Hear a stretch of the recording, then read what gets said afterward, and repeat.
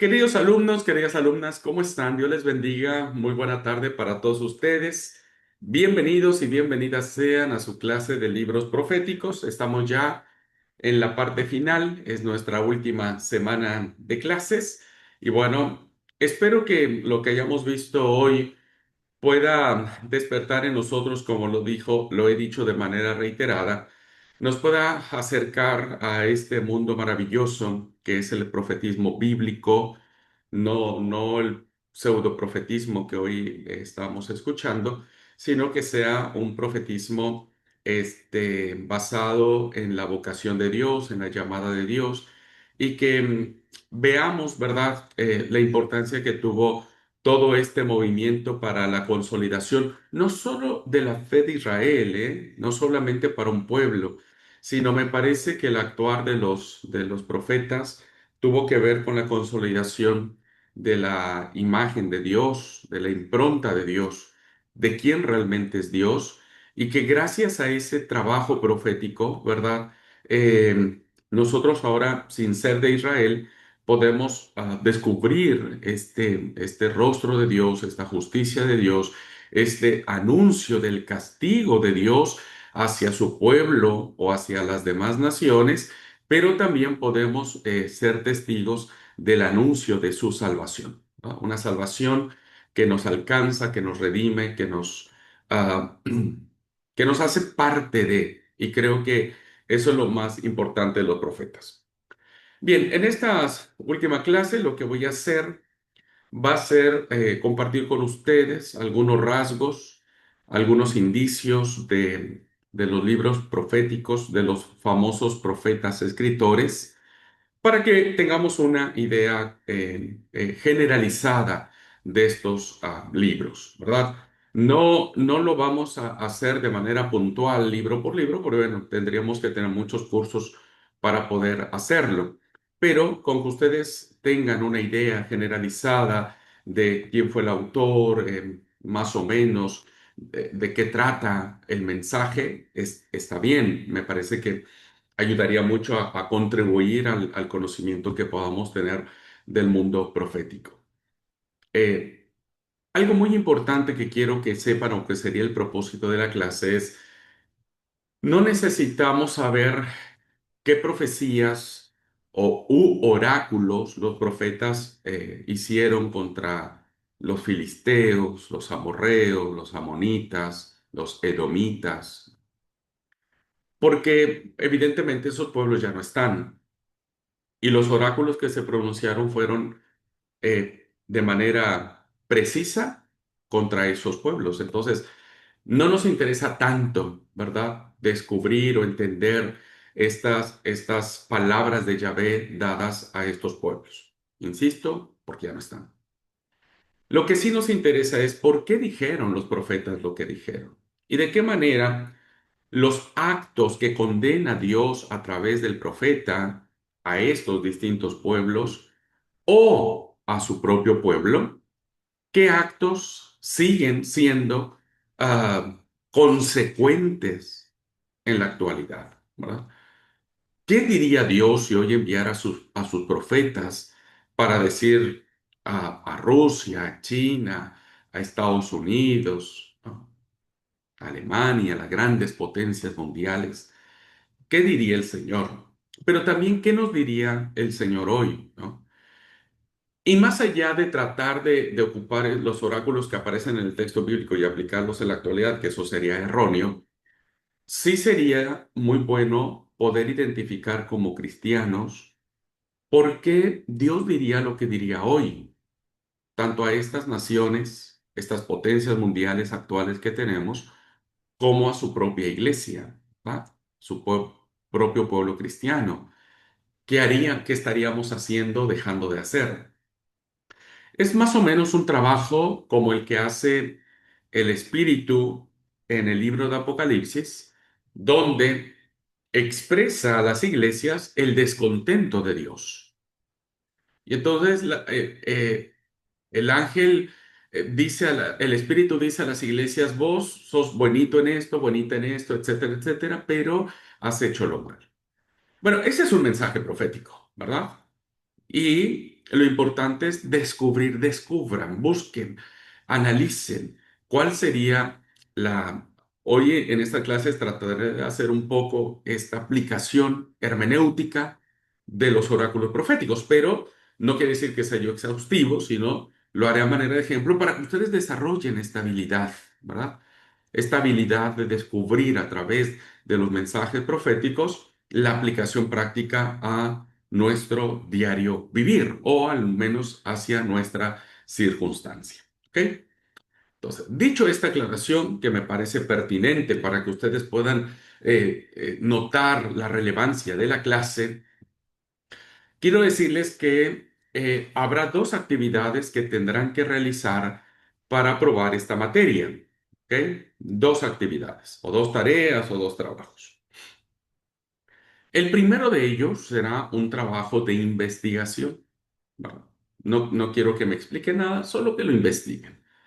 Las consignas precisas aparecerán en la plataforma y el trabajo de investigación consistirá en elaborar un mapa mental, ¿verdad? Un mapa mental de todos los libros proféticos, de los escritores, de los profetas escritores, ¿no?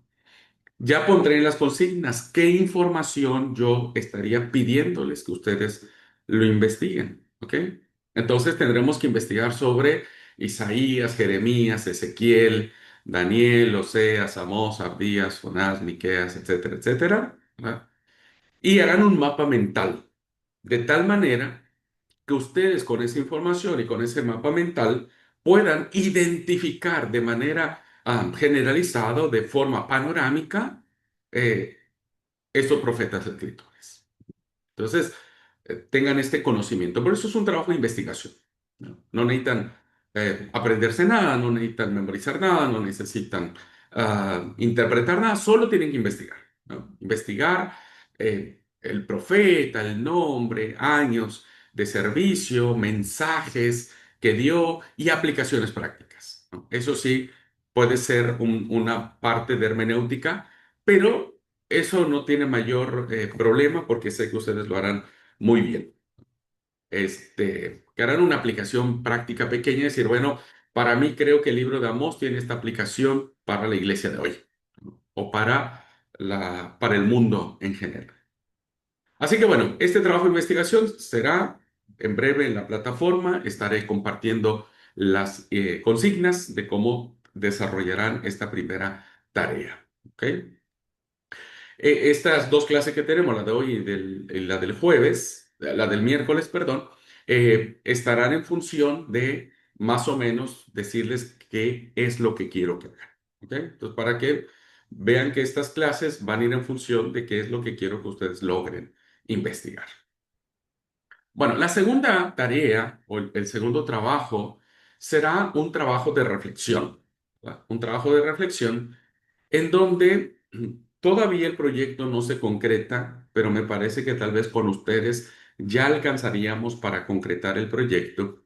Es un proyecto que empezamos a idear desde que inició el seminario hace 5 años, solo que en el caso de ustedes es la cuarta vez que doy profetas.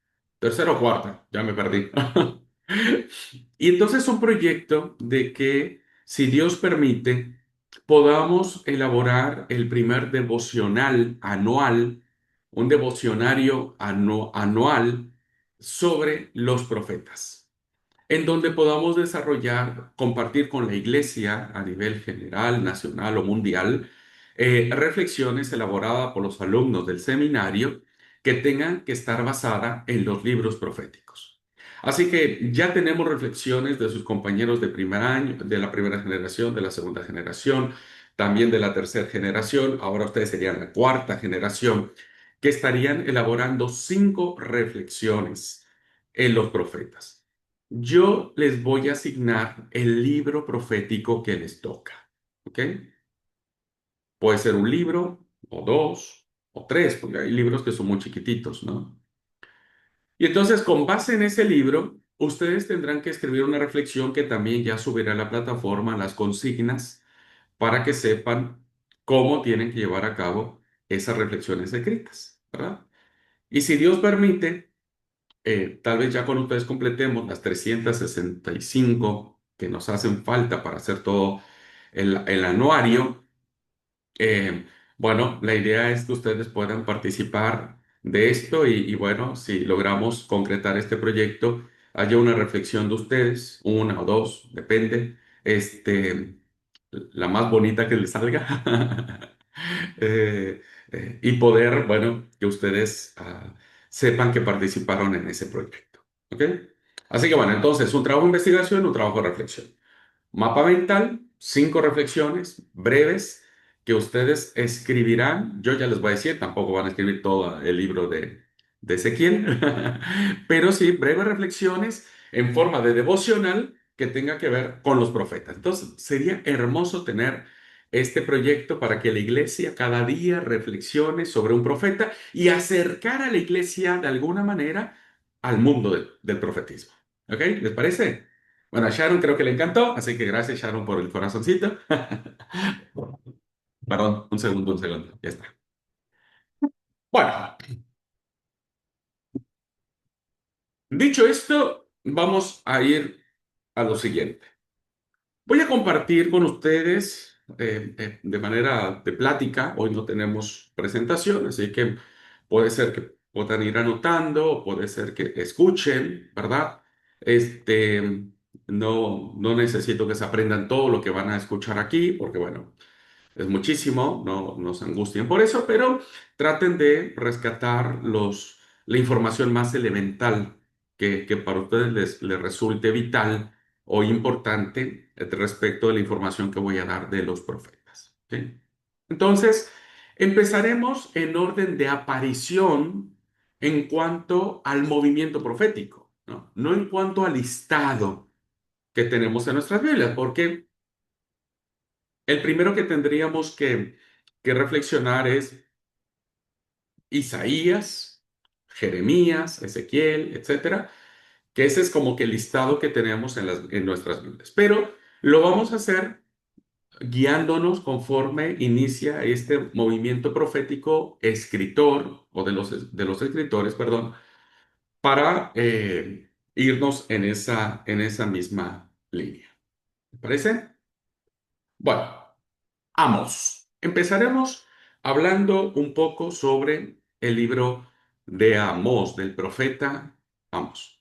Pocos datos poseemos, dicen los biblistas, sobre este grandioso profeta.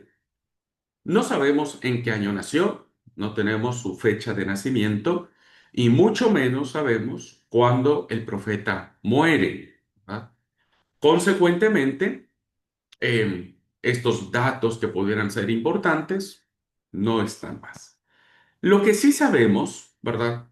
Porque lo inferimos del propio escrito, es que conocemos su lugar de origen, donde nació, o al menos donde se cría, ¿no?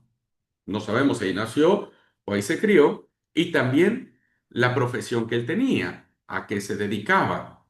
Al menos estos dos datos nos permiten conocer un poco al profeta. ¿Dónde tuvo su lugar de origen? Y el propio libro profético nos dice que nació en un lugar llamado Tecoa, que es una ciudad pequeña pero importante,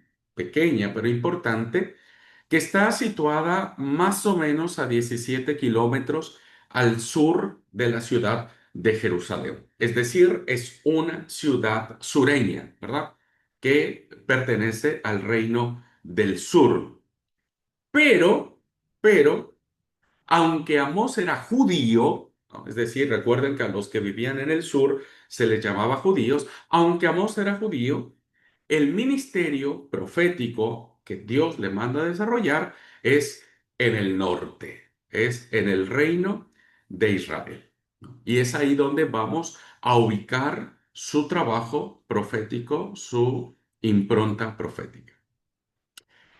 En cuanto a su profesión, dice el testimonio de uno de sus discípulos, que el título del libro lo presenta como un pastor, ¿verdad? Como un pastor de ovejas.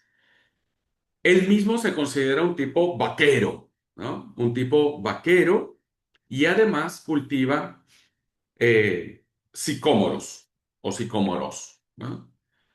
Bueno, esta profesión de pastor, ¿verdad?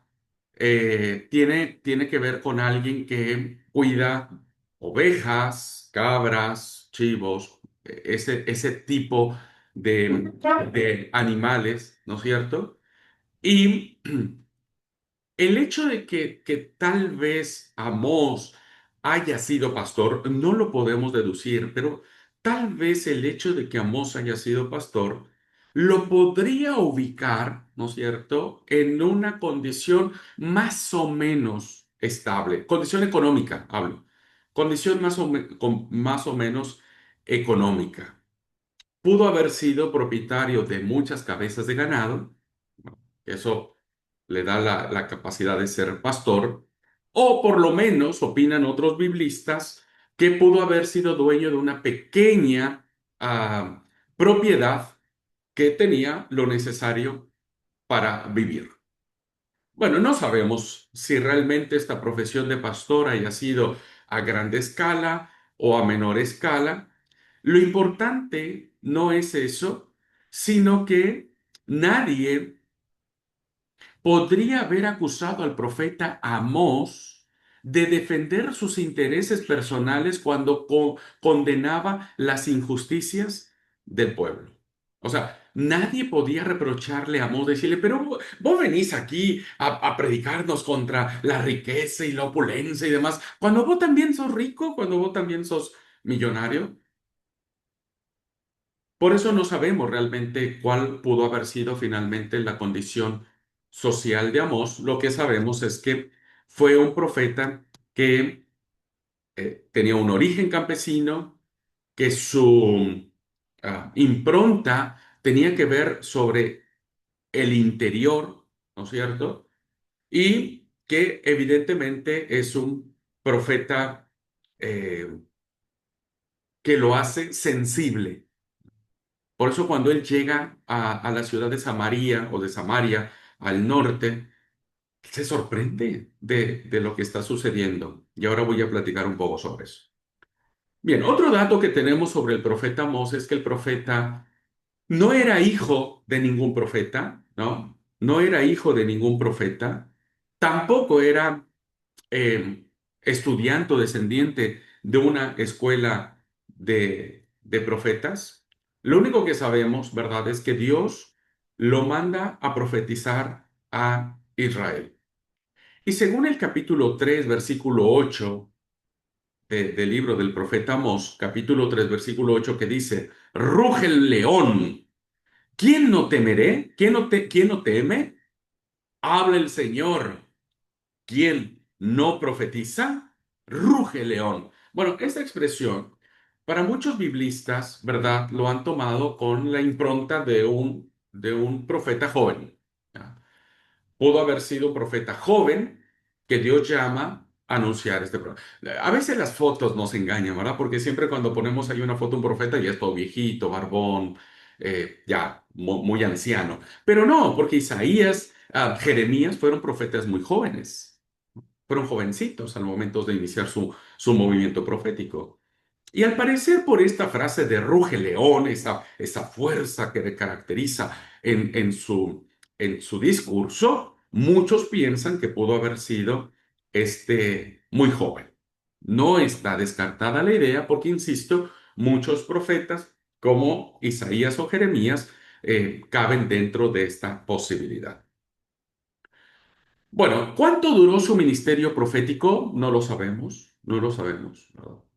Este, algunos piensan que 14 años tuvo Amós, otros piensan que solo fue un ministerio de media tarde, los más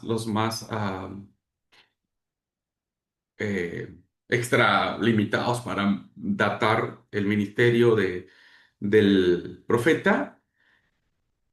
Parece ser, queridos alumnos, que el consenso general entre los biblistas es que pudo haber sido de algunas semanas o algunos meses que duró el ministerio profético de Amós y que durante estos meses le dio la oportunidad de recorrer tres lugares importantes que vemos dentro de su libro: Betel, Samaria y Gilgal. Bueno, pero no sabemos realmente cuánto. Los biblistas más conservadores lo ubican entre semanas y unos meses. Bueno, ¿qué rodea al profeta Amós para desarrollar su labor profética? ¿Cuál es la época donde se insertan los oráculos de Amós en este panorama del mundo?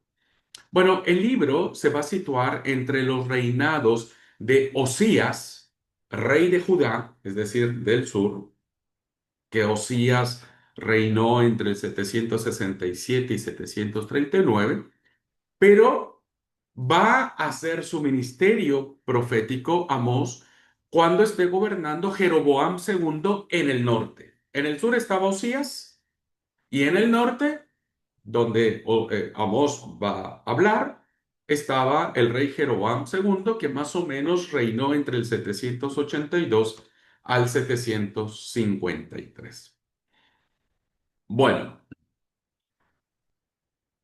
después de unas décadas de decadencia en el Reino del Norte, la circunstancia, perdón, en el mundo, en el tablero mundial, ustedes saben que a veces cuando pasa algo en el mundo, a algunos les beneficia y a algunos les perjudica. Bueno, en el caso del Reino del Norte les favoreció la incertidumbre que estaba a nivel internacional y permitió esa condición mundial que Israel llegara a tener una prosperidad desconocida hasta entonces, que Israel llegó a conocer todo iba bien, había plata, había comercio, la gente comía bien, vestía bien, tenía plata para construir, tenía plata para muchas cosas. O sea, llegó a convertirse en la ciudad de Samaria, ¿no? Principalmente Omri,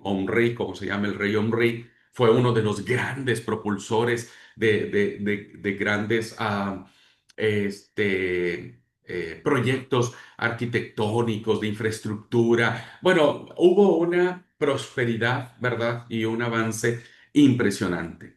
Los arqueólogos han demostrado que el pueblo alcanzó su mayor gloria en este siglo, en los siglos en donde el profeta Amós está o va a predicar. Los edificios eran espléndidos y lujosos. La arqueología ha encontrado restos de esto. Aumentaron mucho los recursos agrícolas. Ustedes saben que cuando al campo le va bien, a todo mundo nos va bien. Hubo un progreso en la industria textil, es decir, en la manufactura de- de telas y el comercio de telas, del tinte. Así que cuando nosotros leemos el libro del profeta Amós, nos damos cuenta que efectivamente esta condición social eh, y de lujo y de progreso es lo que Amós va a denunciar.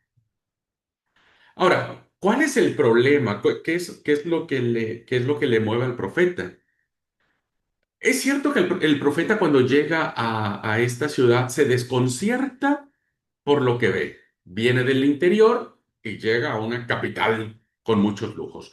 Ahora, el problema no es ese el que le aqueja al profeta Amós, sino lo que le importa es que detrás de ese lujo, detrás de esa prosperidad, se oculta una grave y profunda descomposición social. ¿Ya? La sociedad está podrida, está corrompida.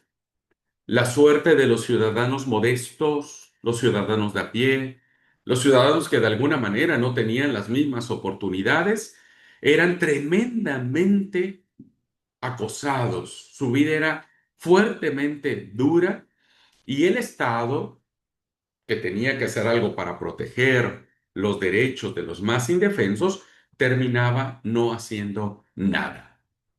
Cuando Amós llega a Samaria, se da cuenta de las tremendas injusticias y del contraste brutal entre los ricos y los pobres. Ahí estaba la podredumbre de la sociedad.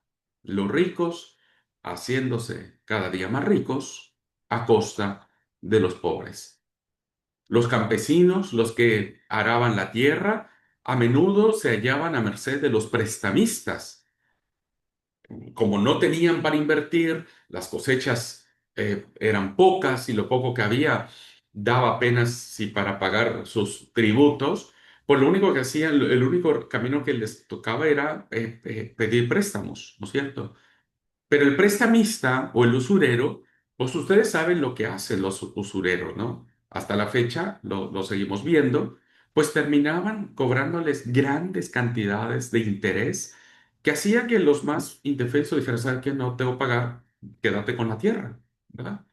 Se hacían más ricos y había más pobres. Aparte de que en muchas ocasiones el campesino, como hasta la fecha, ¿verdad? Está a merced de las inclemencias del tiempo, sequías, plagas, la cosecha salió fallida, entonces tenían que hipotecar sus casas, sus tierras y en última instancia, fíjense hasta dónde llegaba la corrupción de la sociedad que tenían que a veces terminar siendo esclavos, ¿no? Terminaban siendo esclavos y es así como Israel de a poco se va convirtiendo en una sociedad injusta.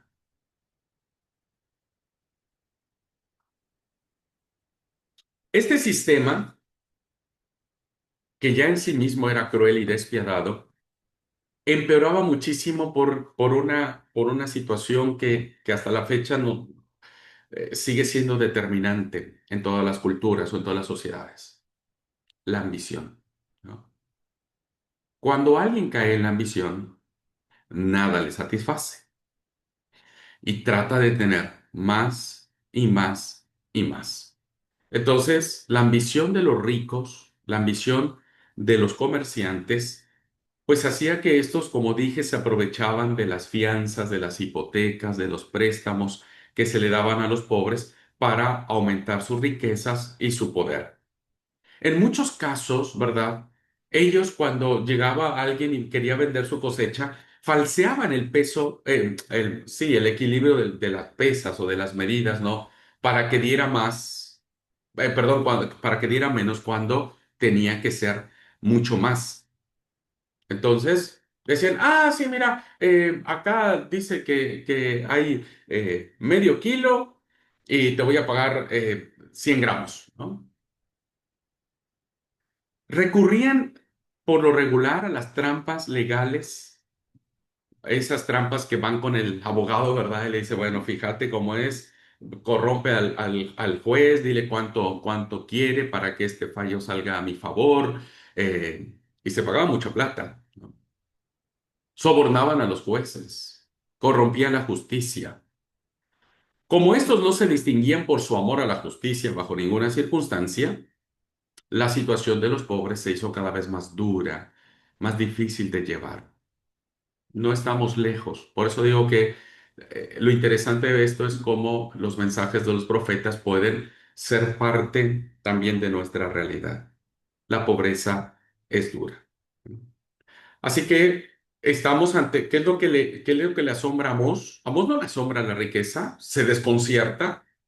Lo que le empieza a molestar muchísimo es la corrupción social, la descomposición social, el pobre haciéndose cada día más pobre y el rico haciéndose cada día más rico, vendiendo el pobre su dignidad, que era lo único que le daba.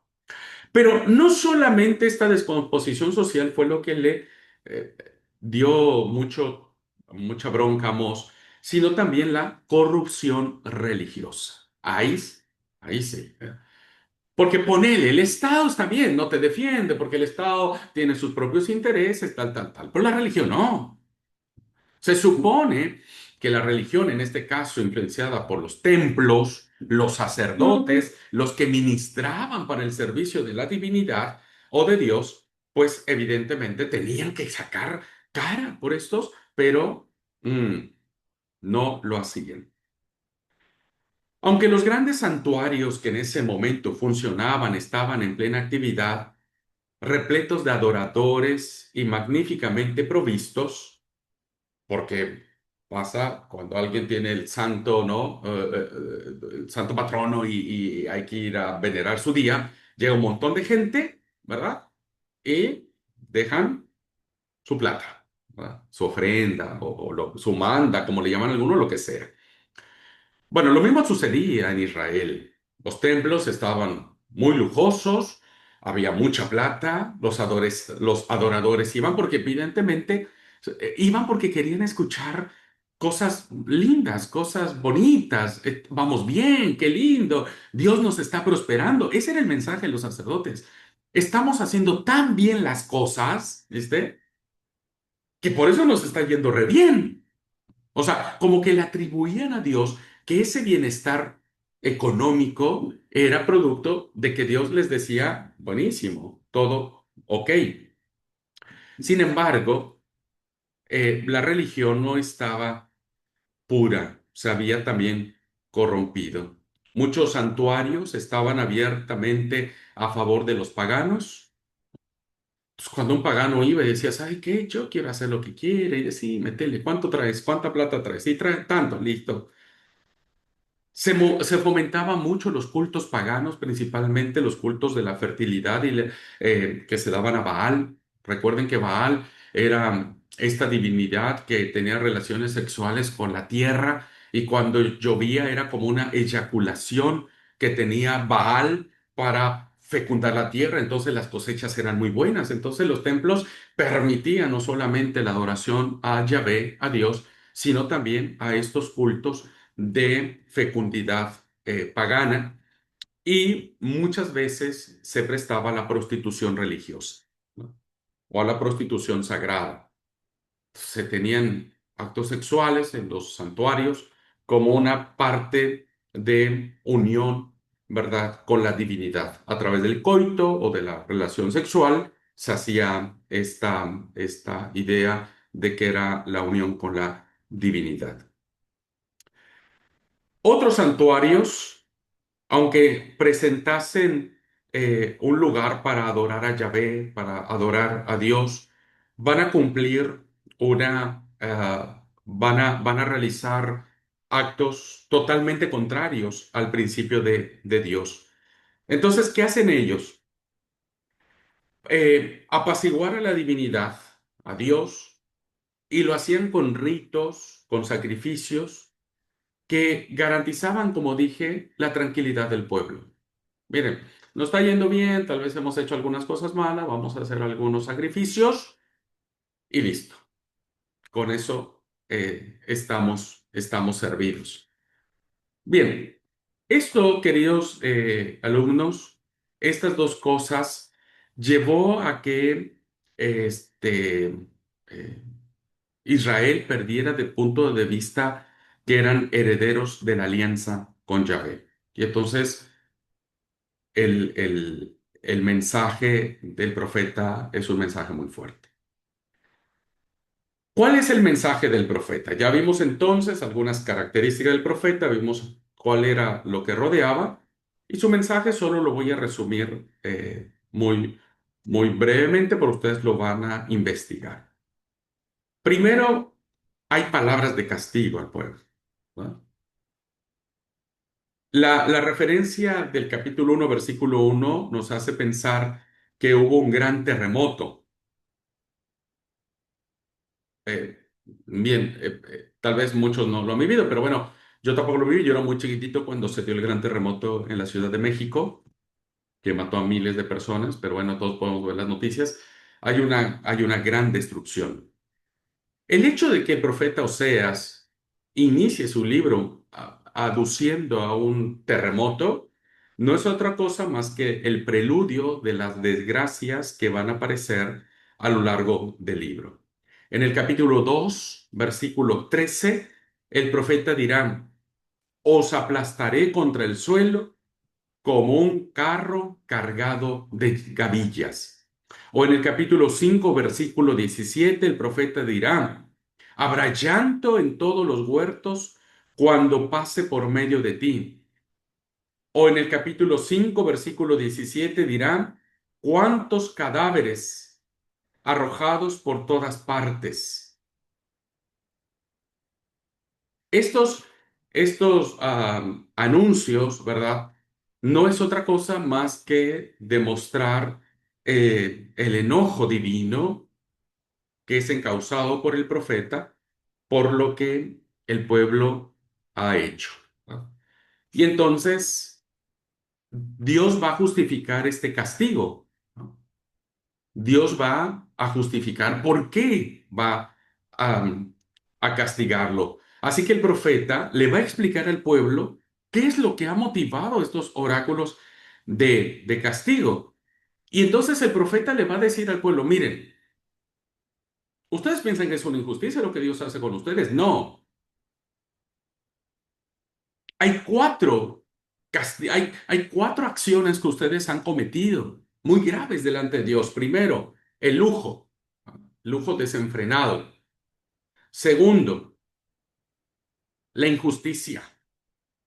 Tercero, el falso culto a Dios. Y cuarta, la falsa religiosidad del pueblo. Entonces, por eso es que el profeta va a justificar estas situaciones, ¿no?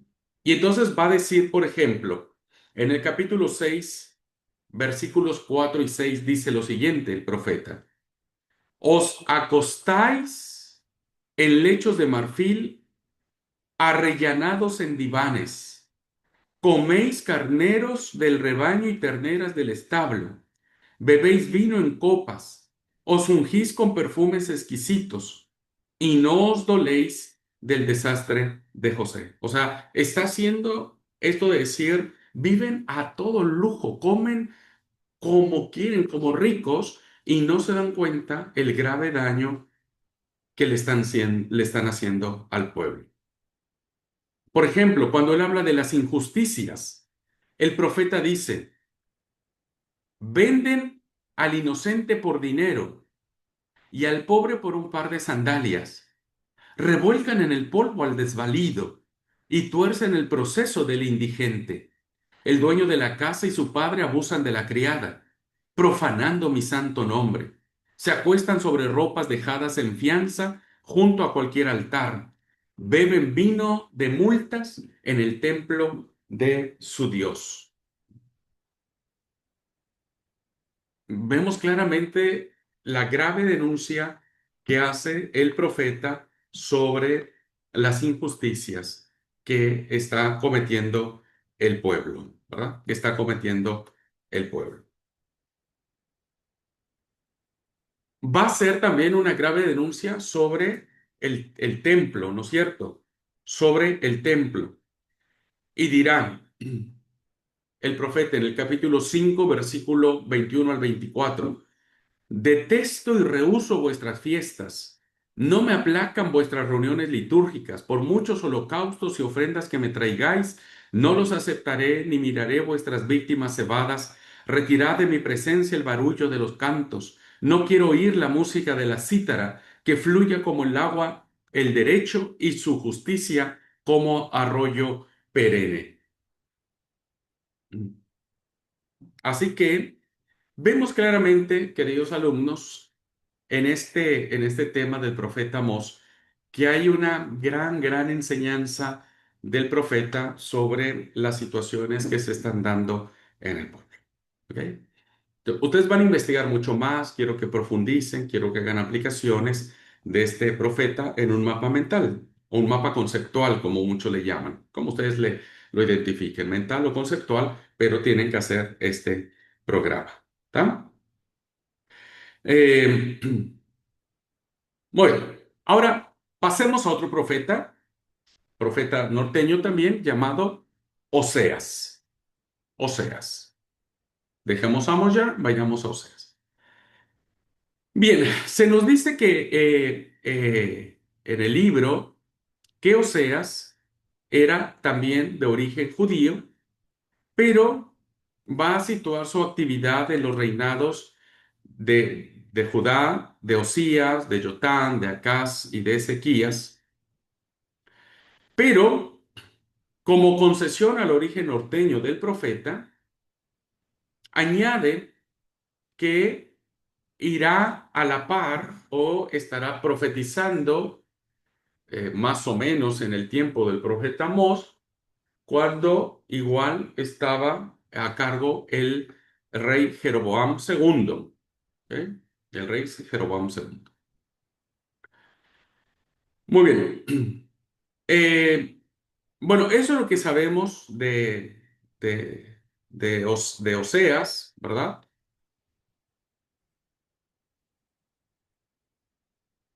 Bien, ¿qué podemos decir un poco del profeta? Primero, no sabemos, al igual que muchos otros profetas, no sabemos cuándo nació, cuándo murió, tampoco sabemos cuál haya sido su profesión, como sí lo supimos con Amós. El libro de Oseas, que lleva su nombre, solo nos informa el nombre de él, llamado Oseas, ¿verdad? Conocemos el nombre de su papá, que se llamó Beerí.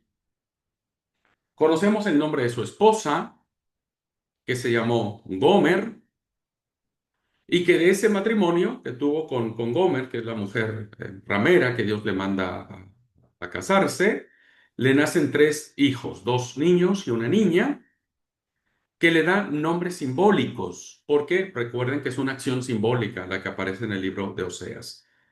El primero le pondrá Jezreel, que significa Dios siembra.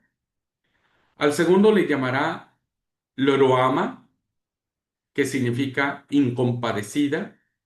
Y al tercero lo llamará Loami, que significa no pueblo mío. Bueno, ¿qué es lo que sorprende en la historia de Amós? Bueno, sorprende que el libro comienza narrándonos sobre su matrimonio, un matrimonio bastante desconcertante, porque dice el texto bíblico, anda, toma una mujer prostituta y ten hijos bastardos o hijos ah, señalados, hijos no bien nacidos, ¿verdad? Bueno, aún en esas épocas, esas palabras o esa decisión de casarse con una mujer prostituta y decirle que tendrá hijos de esa naturaleza, pues son chocantes porque se ponen en boca de Dios, ¿no? ¿Cómo Dios puede eh, mandarnos a hacer algo que social, moral, no sé, que en muchas situaciones no sería bien visto?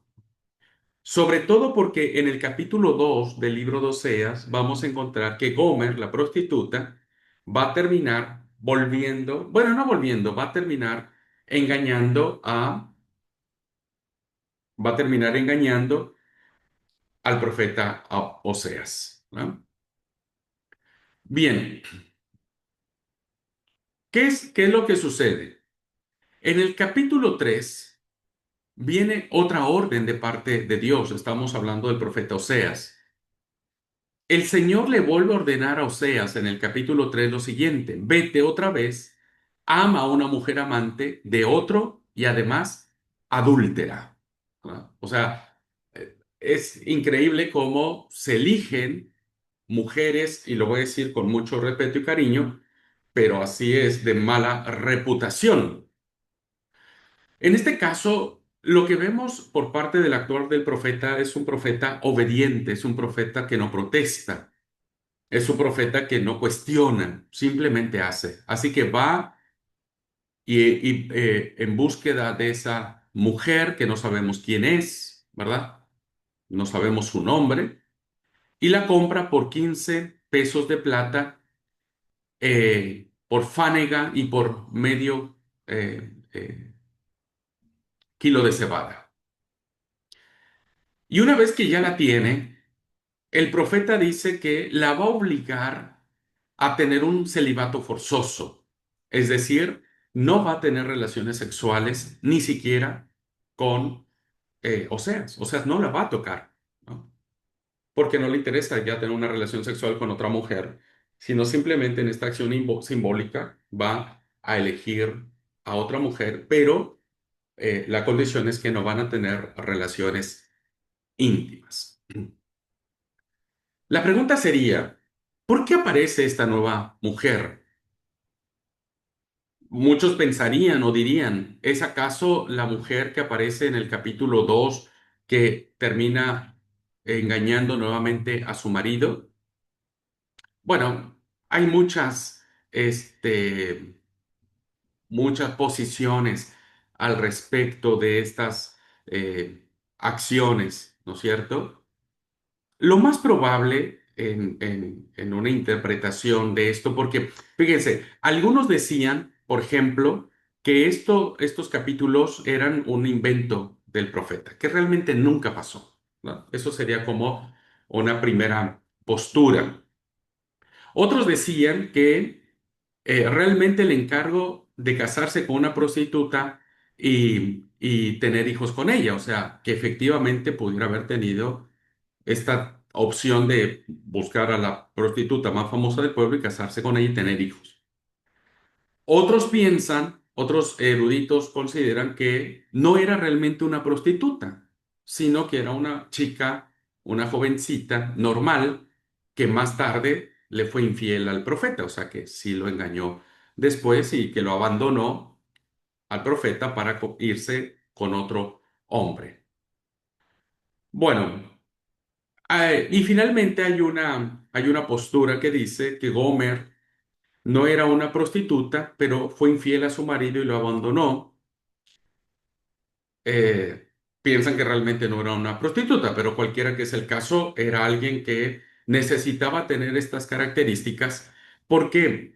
Porque de esta experiencia sentimental y emocional que tiene el profeta Oseas, sirve para que él comprenda y puede expresar las relaciones entre Dios y su pueblo. El profeta tiene que vivirlo, tiene que sentir lo que Dios siente cuando ve que su pueblo es la prostituta, ¿verdad?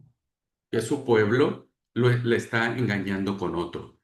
Dios es el marido, Dios es Oseas, Israel es la esposa, la adúltera, la que deja todo, todo lo que le ha dado el marido, todo el amor que le ha dado el marido, y que finalmente termina yéndose con otros. Esta mujer ha sido infiel y lo ha abandonado para irse con otro. ¿Quién es ese otro? Baal, el dios de la fecundidad, el que les decía que la gente creía esta acción que tenía este dios para fecundar la tierra. Ha ido en pos de otro. Y además después se fue con otros, ¿verdad? ¿Quiénes fueron otros? Los asirios y los egipcios, porque finalmente el pueblo de Israel empezó a tener esta relación y esta influencia de estas culturas. Por eso, cuando en el libro se habla de los pecados del pueblo, ¿qué es lo que el pueblo ha hecho? ¿Verdad? Los califica con los adjetivos de adulterio. Han sido adúlteros, fornicarios y prostitutos, o que han ejercido la prostitución. Eso es lo que refleja la mujer del relato, ¿verdad? La esposa de Oseas. Pero cuando el profeta habla de Dios como él, como esposo, ¿no? Como esposo, lo concibe como un esposo de un amor profundamente apasionado, de un amor profundamente comprometido, de un esposo que es capaz de perdonarlo todo y de volver a comenzar. En sí, este es el mensaje del profeta Oseas. Amós trae juicio y castigo. Oseas dijo, sí, va a haber juicio y castigo, pero Dios está dispuesto a decir, ¿sabe qué? Está bueno, borrón y cuenta nueva y no hacemos más. Pero algo más que advertimos del libro del profeta Oseas es que Oseas no solamente tiene que lidiar con su tragedia matrimonial, imagínense, tener sus hijos y que después la mujer lo abandone con todos los hijos, ¿verdad? Sino que también el profeta tiene que lidiar con la, la experiencia, tiene que lidiar con la postura de la gente. Y dice el capítulo 9 versículo 7 que los oyentes del profeta Amós lo van a señalar, lo van a tachar de necio y de ridículo. Necio y ridículo. No se te puede ni se te quiere escuchar. Pero nadie le prohibió hablar, como sí le pasó a Amós, ¿no? Con el sacerdote Amasías, en donde dice el rey Jeroboam, andate, profeta, a tu tierra y come por allá, pero no vengas aquí a hablar. En este caso, no hay indicación de que el profeta Oseas lo hayan callado. Así que el profeta desarrolla su ministerio siempre en el reino del norte, probablemente en la capital del reino llamada Samaria, pero también lo vemos ejerciendo en Betel y en Gilgal, al igual que el profeta Amos. Bueno, como dije, aunque no sabemos dónde nació, es probable que haya sido del norte, pues todas las ciudades que él menciona en su libro son ciudades israelitas, no judías, y nunca menciona a la ciudad de Jerusalén. Entonces, al parecer, su ministerio solo lo tiene en el norte. ¿Cuál es el mensaje que podemos decir a grandes rasgos? Hay mucho más, pero voy a poner un par de ejemplos. Al igual que Amós, el profeta Oseas va a compartir las denuncias de las injusticias y de la corrupción que hay en el norte. En el capítulo 4, versículos del 1 al 2, 4 del 1 al 2 dice, Escuchad la palabra del Señor, hijos de Israel. El Señor pone pleito a los habitantes del país, que no hay verdad ni lealtad, ni conocimiento de Dios en el país, sino juramento y mentira, asesinato y robo, adulterio y libertinaje, homicidio tras homicidio. Hay una fuerte, fuerte denuncia ante las injusticias que están suscitándose en el norte. También va a haber una gran condena hacia el culto en los templos y hacia los sacerdotes. Dice el capítulo 5, versículo 6. Con ovejas y vacas irán en busca del Señor, sin encontrarlo, pues pues se ha apartado de ellos. O sea, Dios ya no está más con los sacerdotes. En el capítulo 6, versículos del 4 al 6 de Oseas, dice, ¿qué haré de ti, Efraín? ¿Qué haré de ti, Judá? Vuestra lealtad es nube mañanera, rocío que se evapora al alba, porque quiero lealtad, no sacrificios, conocimiento de Dios, no holocaustos. Vemos claramente que hay una gran, gran denuncia hacia el culto, todo lo que tiene que ver con la liturgia y también con los sacerdotes. Hay otra denuncia que hace el profeta Amós que tiene que ver con un carácter social y político, que le habla a los gobernantes, que le habla a quienes toman las decisiones. Y dice el capítulo 5, versículos del 1 al 2. Como bandidos al acecho se confabulan los sacerdotes, asesinan camino de Siquén, perpetran villanías. Escuchad los sacerdotes, atended israelitas, casa real, oíd, ¿no? La casa del reino, el gobernante. Es contra vosotros la sentencia, porque fuisteis trampa en Mizpá, red tendida sobre el Tabor y fosa cavada en Sittim. Bueno, con estos ejemplos que les he puesto, ponemos de relieve las grandes críticas y anuncios que hace el profeta Oseas sobre el pueblo de Israel, sobre el reino del norte. Así que tanto el profeta eh, este, Amós como el profeta Oseas van a coincidir con eso. El profeta Amós traerá un anuncio de juicio y castigo. El profeta Oseas dirá, sí, Dios va a castigar, pero Es el esposo ofendido, es el esposo a quien lo han engañado, que está dispuesto a perdonarlo y a olvidarlo todo para comenzar de nuevo. Bueno, avanzamos ahora y vamos a ver un poco eh, al profeta Isaías. Como yo les mencioné, el profeta Isaías, el libro, voy a decirlo así, el libro del profeta Isaías, los eruditos lo han clasificado en tres momentos. De los 66 capítulos que aparecen, lo expliqué en alguna otra clase, este, han sido redactados en tres momentos diferentes.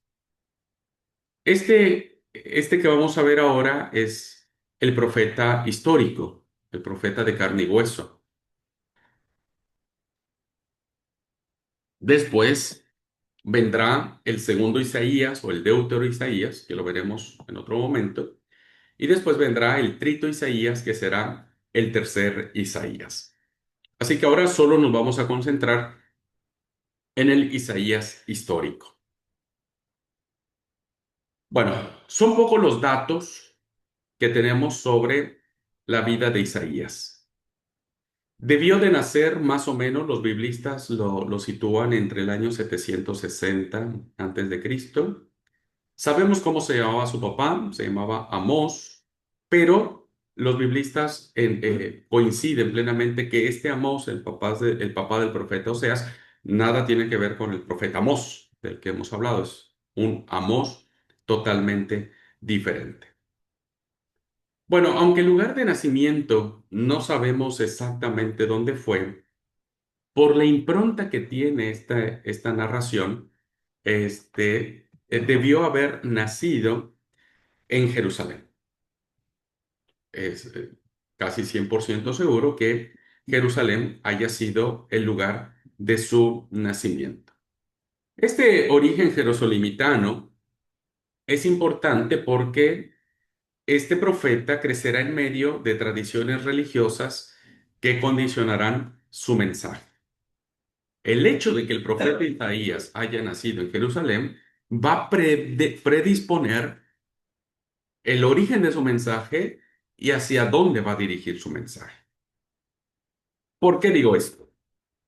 Porque en los capítulos que pertenecen al profeta histórico, va a poner de relieve dos temas fundamentales. Dos temas fundamentales. Uno, la elección, la decisión de Dios sobre Jerusalén, es decir, Jerusalén es la ciudad de Dios, donde mora Dios. Habrá una gran impronta de la persona de Dios en Jerusalén. Y lo segundo es mantener la idea que de Jerusalén vendría la dinastía davídica, donde el Mesías emergería. Entonces, va a tener una fuerte influencia sobre la dinastía davídica. Por lo tanto, la capital, Jerusalén, y la monarquía con David, para el profeta Isaías, serán los temas con los que Dios se comprometió desde hace muchísimo tiempo atrás. Entonces, el mensaje del profeta Isaías vendrá en función de restaurar este pensamiento de Jerusalén y de la dinastía de David. ¿No?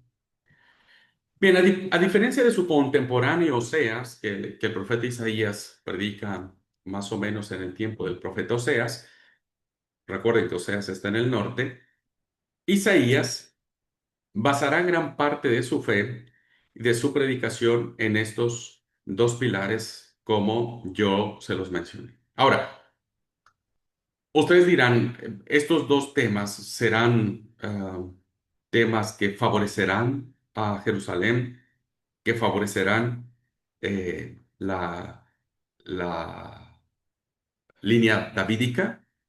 No, la verdad es que el profeta va a hablar de una manera muy fuerte contra estos dos pilares y diciendo que gracias a estos dos pilares va a haber consecuencias para el, el pueblo de Judá, del reino del sur.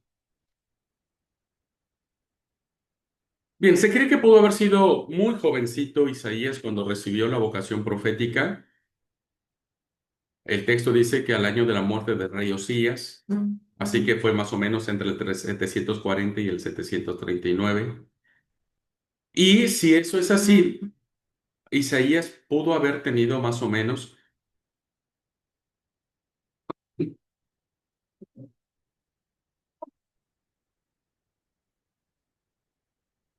perdón hermanos, perdón. Bueno, pudo haber tenido, según los biblistas, alrededor de 20 años de edad. Muy jovencito, diríamos, para nuestra mentalidad occidental, pero también para antiguamente. Sabemos que el profeta era casado porque contrajo matrimonio. No sabemos cómo se llamaba su esposa, cuál era el nombre de su mujer. En una ocasión, solo la identifica como la profetisa. Es muy probable que haya sido una mujer ligada a la escuela de los profetas. Recuerden que los profetas o profetisas, hombre o mujer, eran cultural y religiosamente aceptados en el pueblo de Israel. Entonces, cuando la llama la profetisa, podemos situarla al nivel de una auténtica profetisa como lo fue Hulda, que ya vimos, ¿verdad? Algunos piensan que se le dio ese nombre porque estaba casada con el profeta, es como hoy, ¿no? A veces a las esposas de los pastores les llaman pastores, pero me parece que no, me parece que habría sido muy, este, superficial, muy superfluo que el profeta Isaías le llamara profetisa porque estaba casado con un profeta. No, me parece que era una profeta en toda la extensión de la palabra. Al igual que el profeta Oseas, solo que a diferencia de que la esposa de Isaías no era prostituta, le nacen dos hijos que también les ponen nombres simbólicos. El primero de ellos le llamó Sherar Yashub, que significa un resto volverá, y el otro se llamó, que imagínense si este chico tendría que escribir su nombre con su apellido, como lo hacemos en México, y hacer una plana con su nombre 100 veces, iba a morir. Se llamaba Masher Shalal Hasbazar, que significa pronto al saqueo, rápido al botín. Bien, en esto, ¿verdad? Eh, podemos ver que siguió la misma la conducta del profeta Oseas, demostrando con ello que toda la existencia del profeta está al servicio del mensaje que Dios le encomienda, o sea, todo lo que es el profeta, su matrimonio, mujer profetisa, sus hijos con símbolos de lo que representa la labor profética, hace ver que el profeta estaba comprometido integralmente en su llamado. Bueno, solo estos datos nos alcanzan para hablar un poco acerca de la vida privada del profeta. Ni siquiera conocemos la fecha de su muerte, que algunos biblistas piensan que pudo haber ocurrido en el 701. Bien, la tradición judía después nos platicará, porque eso es una tradición que tendremos, eh, que estará consagrada en el Talmud, que dice que fue el profeta Isaías asesinado por el rey Manasés. Manasés tiene una fama de ser muy sanguinario y cruel y despiadado, y se dice que pudo haber sido aserrado por la mitad, es decir, lo abrieron con una sierra por la mitad, aunque realmente de manera histórica no hay fundamento suficiente para sostener que esto haya sido así. Se debe solo a una tradición, pero no hay la certeza de saber cómo fue este, asesinado el profeta. Ahora, algo que me gustaría resaltar sobre la figura del profeta y que me parece interesante para que ustedes descubran la fuerza que tienen sus oráculos en los capítulos que le pertenecen al profeta histórico es sobre su carácter. Está muy demostrado el carácter, la personalidad que tiene el profeta al momento de compartir sus oráculos. El carácter de Isaías se puede conocer suficientemente a través de su obra. Es un hombre decidido, es un hombre valiente, un hombre que se planta sin falsa modestia.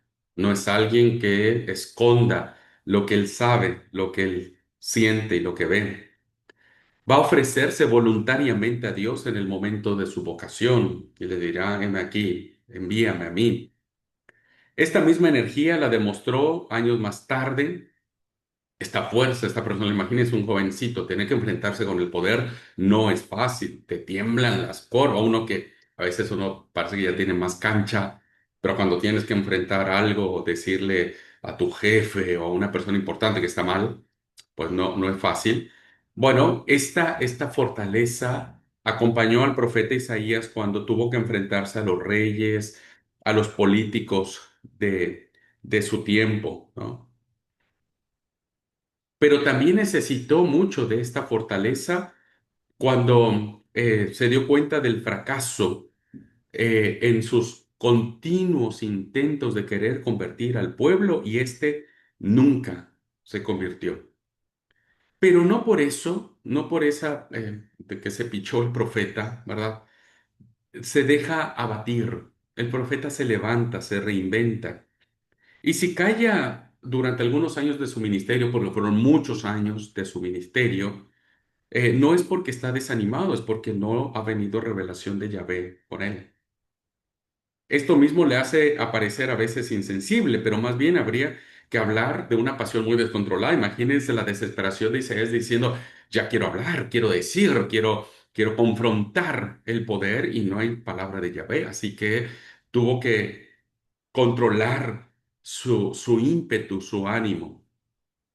Esto es muy interesante, queridos alumnos, porque nos deja ver las distintas personalidades y, y el carácter que se necesitaba para ser profeta, ¿no? O profetisa. No es fácil que te rechacen, no es fácil que te persigan, no es fácil que te digan que sos ridículo, ¿verdad? No es fácil. Por eso la impronta y la personalidad de los profetas es muy importante que nosotros lo comprendamos.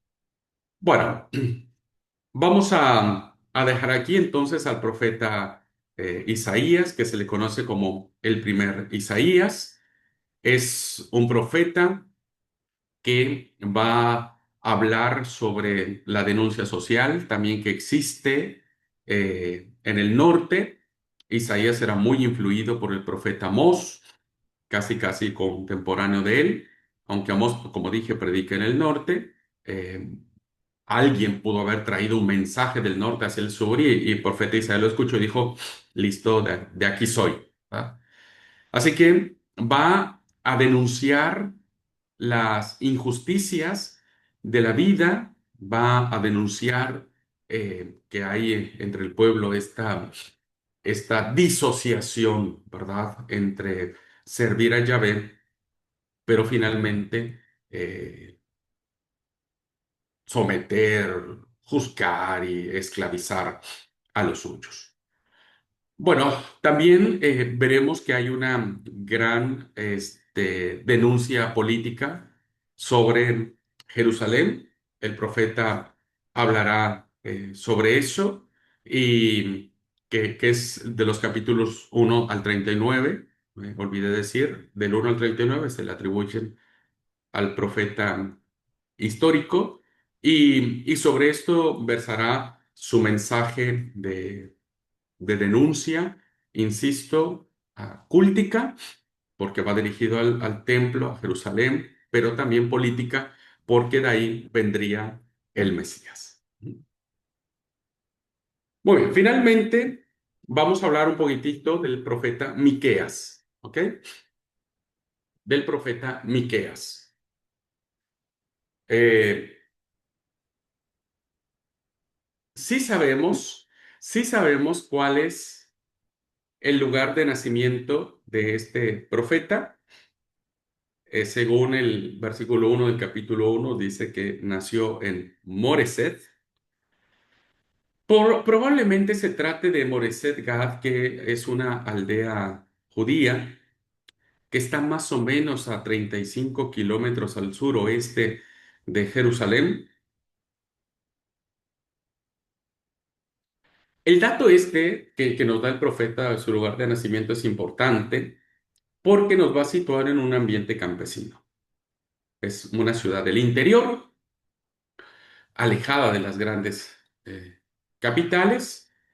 El ambiente es del campo, de la chacra, que estará en contacto directo con problemas de los pequeños agricultores, con pinches suyos que también tienen sus tierritas, que las siembran, que viven de eso, pero que luchan con el gran fenómeno del latifundismo.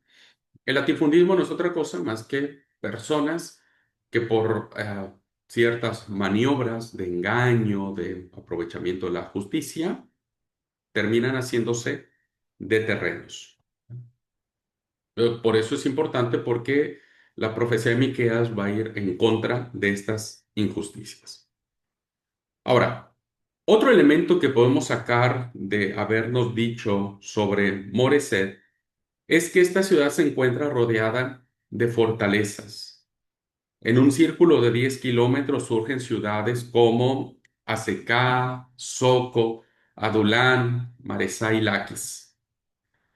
La presencia de militares y funcionarios reales debían ser frecuentes en la zona y por eso la ciudad están fortificadas.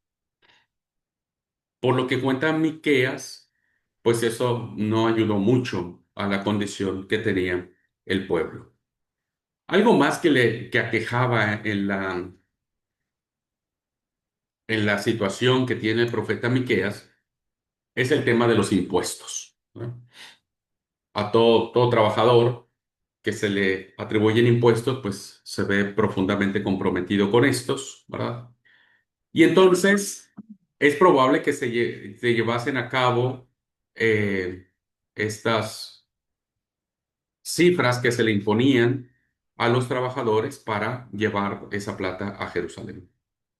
Así que fíjense, ¿cuáles son las condiciones que rodean a Miqueas? Latifundismo, es decir, señores feudales que se apropian de las tierras por medios ilícitos, impuestos muy fuertes que terminan casi llevándose toda la ganancia, robo a mano armada que sufrían constantemente de inseguridad, de asaltos, trabajos forzados, porque muchos terminamos solamente para trabajar para los latifundistas. Este es el ambiente en el que se va a mover el profeta Miqueas. De su profesión, pues no sabemos, pudo haber sido campesino, porque no lo sabemos, solamente sabemos lo que les estoy diciendo por la referencia a la ciudad de Moreset. Sabemos las condiciones en las que estaba, pero no sabemos si Miqueas haya sido campesino o un solo o tener otra profesión. El estado social tampoco sabemos, no sabemos estaba casado, si tenía hijos y demás. Algunos biblistas lo llaman un hombre del campo, otros biblistas lo llaman un hombre sencillo del campo. Otros lo sitúan dentro de los círculos de los pequeños campesinos y ganaderos oprimidos, etcétera. Es decir, los biblistas eh, colocan a Miqueas como un campesino pobre, aunque no lo sabemos, pero bueno, por inferencia lo colocan como un campesino pobre, trabajador del campo o propietario de una pequeña chacra, pero cualquiera que sea el caso, Y como dije, no tenemos mayores datos, pero podemos deducir eso. El título del libro, cuando inicia el libro, sitúa la actividad profética de Miqueas durante los reinados del rey Joatán, del rey Acaz, del rey Ezequías, reyes de los cuales también participó Isaías. Eh, Sin embargo, aunque dice que el libro dice que la visión de Miqueas afecta no solo a Jerusalén, sino también a Samaria, no indica ninguno de los reyes contemporáneos del norte. Es decir, hay alusiones en el libro del profeta Miqueas sobre el norte, principalmente Samaria, pero no nos da ningún nombre de los reyes de Samaria. Así que es difícil saber si Miqueas actuó sobre estos reinados. Lo que sabemos es que la injusticia del latifundismo se dio en muchos momentos, ¿verdad? Y entonces el profeta pudo haber sido un profeta solamente judío, ¿verdad? Que hablaba de un problema social, pues que era muy difundido y que mucha gente ya lo conocía. ¿Ok? Bueno, ¿cuál es el mensaje del profeta Miqueas? No es fácil saberlo, pero vamos a limitarnos a entender que al igual que los otros profetas, si se dan cuenta, hay como una constante en el actuar de los profetas, es que son defensores de la justicia y son los que señalan las injusticias del pueblo. Y en el caso del profeta Oseas, perdón, del profeta Miqueas, va a realizar esta denuncia de un caso concreto. Es decir, que hay personas que se apropian de las casas y de los campos por parte de los poderosos. O sea, los poderosos terminan saqueando todo. Diciendo, bueno, ¿qué tienes para pagarme y mi casita? Bueno, listo. Sálganse y yo me quedo con tu casa y me quedo con tu tierra y me quedo con todo. Dice el capítulo 2, versículos 1 y 2 de Miqueas. Ay de los que planean maldades y traman iniquidades en sus camas. Al amanecer las ejecutan, porque tienen el poder. Codician campos y los roban, casas y las ocupan. Oprimen al varón con su familia, al hombre con su heredad. Una fuerte denuncia de lo que estaba sucediendo en el entorno de Miqueas. Codician campos y los roban. Ah, me gusta este, listo. Ya sé cómo me lo voy a apropiar. Esa casa me gusta también, va a ser mía. Bueno, esto pone en marcha, ¿verdad? Un fenómeno muy interesante que se da en el tiempo de el profeta y que nos hace descubrir la más terrible opresión que vive el pueblo. La más terrible, es la descripción más gráfica que se tiene de la condición terriblemente mala que tiene el pueblo. El pueblo está como carne de matadero con que se alimentan las autoridades. El pueblo es carne para alimentar a los poderosos. Vean lo que dice el capítulo 3, versículos del 1 al 4. Dice, escuchadme, jefes de Jacob, príncipes de Israel. ¿No os toca a vosotros ocuparos del derecho? Vosotros que odiáis el bien y amáis el mal, arrancáis la piel del cuerpo, la carne de los huesos, os coméis la carne de mi pueblo, los despellajéis, le rompéis los huesos, los cortáis como carne para olla o para el puchero. Vemos claramente esta descripción gráfica, diríamos, de lo que significaba el pueblo ante el poderoso. Podían comerse al pueblo sin ningún remordimiento, sin ningún problema. y aprovecharse de cualquier circunstancia. Y eso es lo más difícil que puede suceder en cualquier sociedad, en cualquier sociedad. Esto nos, nos pone en evidencia de lo que estaba pasando el profeta. Y termina, otro oráculo de acusación mucho más grave, que es sobre los dirigentes del pueblo. Llámense los jefes, los sacerdotes, los profetas o falsos profetas que había. Y lo que va a hacer Miqueas es que va a señalar que el pueblo, ¿verdad? Va a construir la prosperidad, perdón, los gobernantes van a construir la prosperidad de la ciudad a costa de la sangre de los pobres del pueblo. Vean lo que dice el capítulo 3, versículos del 9 al 11 del profeta Miqueas.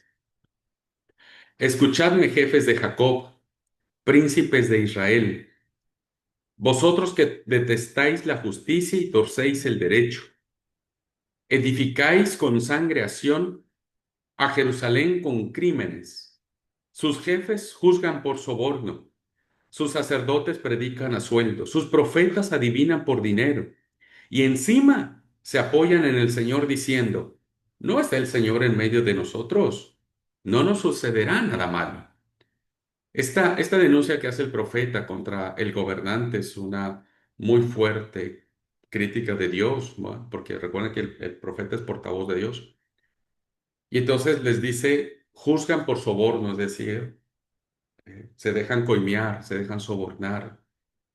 Los sacerdotes, si no les pagan, simplemente no hacen nada. Los profetas necesitan plata para pronunciar los oráculos. Pero lo peor de todo, dice el profeta, lo peor de todo es que ustedes dicen, pero si Dios está con nosotros, si Dios nos ayuda, Dios nos bendice, no nos puede pasar nada malo.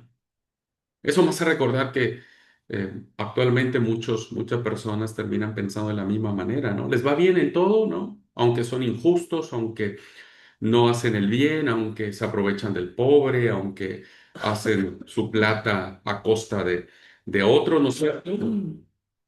Este, ah, Finalmente terminan diciendo, pero si yo voy a la iglesia, yo doy mi diezmo, yo no me meto con nadie, guardo el sábado, etcétera.